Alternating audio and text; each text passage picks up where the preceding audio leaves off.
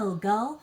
My name is Diana Ross, but my family knows me as Diane Ernestine Earl Ross, and I was born in Detroit, Michigan on March 26, 1944. Actually, that's a funny story. You all know me as Diana because my birth certificate was filled out with the wrong name.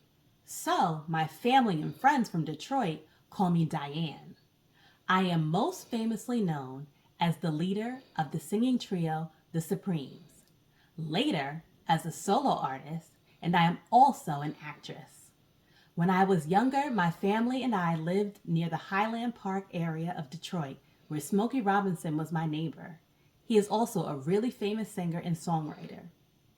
When I was 7, I spent a little time with my grandparents in Alabama when my mom was sick and could not care for myself and my siblings. We only stayed down south until she was better. On my 14th birthday, my family and I moved to the Brewster Douglass housing projects.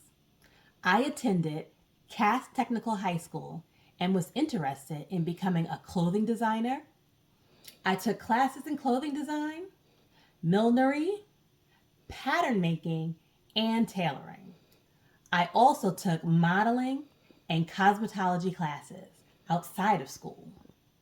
I worked as the first African American bus girl at the department store Hudson's and provided hairdresser services to friends to make extra money on the side. When I was 15, I joined a singing group called the Primettes, along with 3 other women.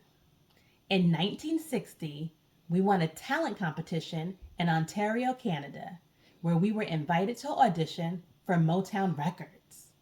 To make a long story short, I talked my friend Smokey Robinson, who was at this point the vice president of Motown Records, and we auditioned for him and some other music executives for the label.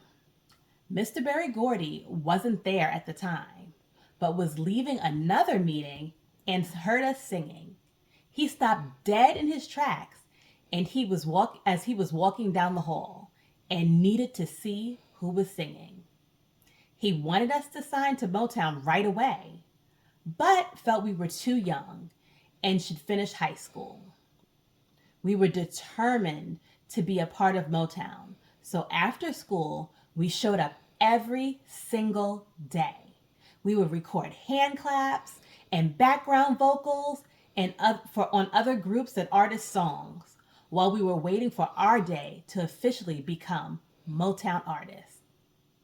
On January 15th, 1961, about 2 years later, Mr. Gordy finally signed us with the agreement we would change our name. That is when the name The Supremes was chosen. Our first hit, titled When the Love Light Starts Shining Through His Eyes, came very soon after being signed. As the Supremes, we had unmatched success for many years. Our first #1 hit was Where Did Our Love Go?, followed by 11 more #1 hits over the years.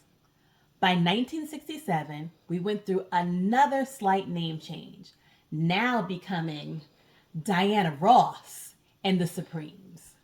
This move caused a lot of upset with my group, and we soon went our separate ways, and I began my solo career.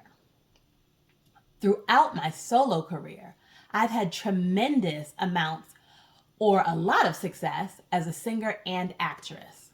My first solo hit in 1970 was Ain't No Mountain High Enough, but my good friends Marvin Gaye and Tammy Terrell recorded it first. But my signature song is Reach Out and Touch Somebody's Hand. I've had 6 #1 hits, 12 Billboard Top 100 hits, and I have recorded 57 albums.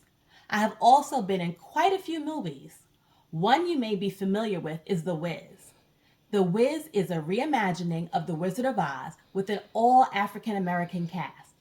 I starred as Dorothy Gale, a young teacher from Harlem, New York, who travels to the land of Oz. My good friend Michael Jackson plays the Scarecrow. Since 1965, I have received countless nominations, won numerous awards, and reached some of the highest achievements in my 64-year career. Thank you all for listening to a little of my life story. You will have an opportunity to receive a red Gatogram when I visit your classrooms or you see me in the hallways. And remember to make this world a better place if you can.